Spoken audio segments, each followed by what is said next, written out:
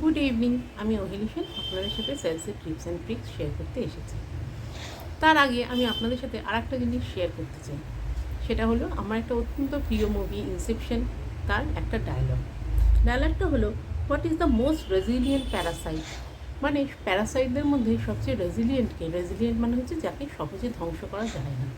তার উত্তরটা বলি, শুনুন, দেখুন, আপনাদের নিশ্চয়ই ভালো লাগবে। উত্তরটা হলো অ্যান আইডিয়া, highly contagious.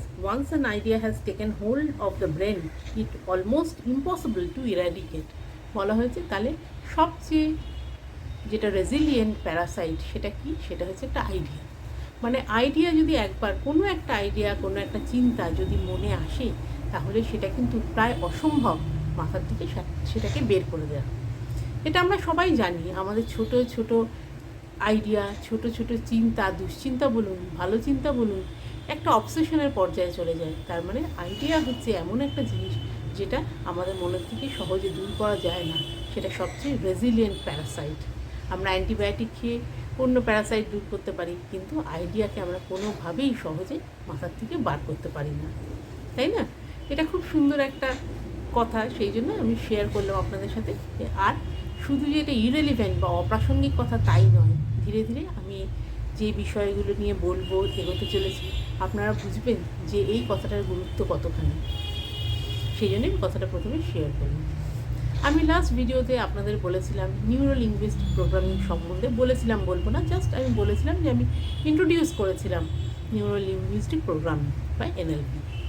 আজ আমি নিউরো লিঙ্গুইস্টিক প্রোগ্রামিং নিয়ে আরও কিছু বলবার আগে আর একটা টপিক ইন্ট্রোডিউস করতে চাই, সেটা হলো মিম। মিম স্পেলিং হলো MEME। মিমটাও কিন্তু এক কথায় বলা যেতে পারে আ কাইন্ড অফ আইডিয়া বা স্মল ইনফরমেশন। আমি বলছি এখন আমাদের মিমের যে ডেফিনেশন সেটা একটু আমি বলি। A meme is a unit of information in a mind whose existence influences events such that more copies of itself get created in other minds.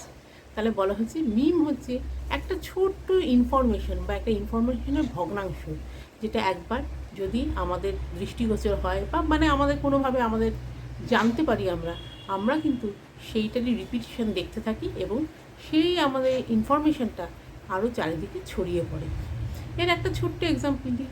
দেখবেন কোনো দিন সকালে আপনি একটা গান শুনলেন, আপনার গানটা বারবার মাথার মধ্যে ঘুরছে, বারবার বাজছে। খুব আশ্চর্যের বিষয়, আপনি হয়তো বেরোনোর সময়, আপনার কাজে যাওয়ার সময় সেই গানটাই হয়তো শুনলেন যে দূরে কোথাও বাজছে। আবার আপনি অফিসে যেয়ে আচমকা শুনতে পেলেন, কারণ রিংটোন সেই গানটা, মানে সেই গানটাই বারবার আপনি যেন দেখতে পাচ্ছেন, বারবার আপনি শুনতে পাচ্ছেন। এটাকে আমরা বলতে পারি মিম। মিম কথাটা প্রথম যিনি কয়েন করেছিলেন তিনি একজন বিখ্যাত সায়েন্টিস্ট, যিনি ফাদার অফ জেনেটিক্স বলা হয়, রিচার্ড ডকিন্স। তিনি কিন্তু প্রথম মিম কথাটা শুরু করেছিলেন। এই মিম নিয়ে তো আরও আলোচনা করতেই হবে আমাদের। আর আমাদের মিম শুধু যে মানে সোশ্যাল, তার অনেক রকমের এফেক্ট আছে, আমাদের সেটা কিন্তু জানা উদ্দেশ্য নয়। আমাদের উদ্দেশ্য হচ্ছে সেলসের ব্যাপারে কী কী এফেক্ট আছে আমরা তাই নিয়ে মিম সম্বন্ধে বলব। এবার মিম সম্বন্ধে বলবার সময় আমি একটা বই একটু সাজেস্ট করছি। এইটা দেখুন, এই বইটা, virus of the mind. Virus of the kind of Parasite, তাই না? ভাইরাস অফ দ্য মাইন্ড মানে আমাদের মনের যে ভাইরাস। ভাইরাস কেন এটাকে বলা হয়েছে? তার কারণ একটা, এটা খুব ছোট্ট ইনফরমেশন। ভাইরাস যেরকম খুব ছোট্ট একটা অর্গানিজম, সবচেয়ে স্মলেস্ট অর্গানিজম আমরা বলতে পারি, এটাও তেমনি একটা স্মলেস্ট পার্ট অফ ইনফরমেশন, যেটা কিন্তু ভাইরাসের মধ্যে প্রচণ্ড স্পিডে রেপ্লিকেট করে, প্রচণ্ড স্পিডে সে ছড়িয়ে পড়ে চারদিকে। সেই জন্য এটাকে বলা হচ্ছে ভাইরাস অফ দ্য মাইন্ড। আর সেটা হলো মিম। এটা রিচার্ড ব্রডির লেখা। আপনাদের যদি ইচ্ছে করবে তারা এটা পড়তে পারেন। এটা প্রচণ্ড সুন্দর, দারুণ একটা বই, দারুণ কনসেপ্ট, দারুণ একটা বই। এটা আমি সাজেস্ট করবো, আপনারা যদি পড়েন খুব ভালো লাগবে। সেই মিম ক্রিয়েট করাটা খুব প্রয়োজনীয় হয়ে যায় আমাদের সেলসের জন্য। আমরা এমন একটা আইডিয়া জেনারেট করতে পারি, সেটাই আমাদের সাকসেস, যে আইডিয়াটা ভাইরাসের মধ্যে ছড়িয়ে পড়বে। ভাইরাস এখানে আমরা খারাপ সেন্সে ইউজ করি কেন? ভাইরাস তো সাধারণত অসুস্থতা নিয়ে আসে। এখানে আমরা ভাইরাস বলতে বোঝাচ্ছি ভাইরাস যেরকম দ্রুত গতিতে ছড়িয়ে পড়ে এবং সেটাকে সহজে ইরাডিকেট করা যায় না বা নিশ্চিহ্ন করা যায় না, সেই ক্ষেত্রে ভাইরাস বলছি।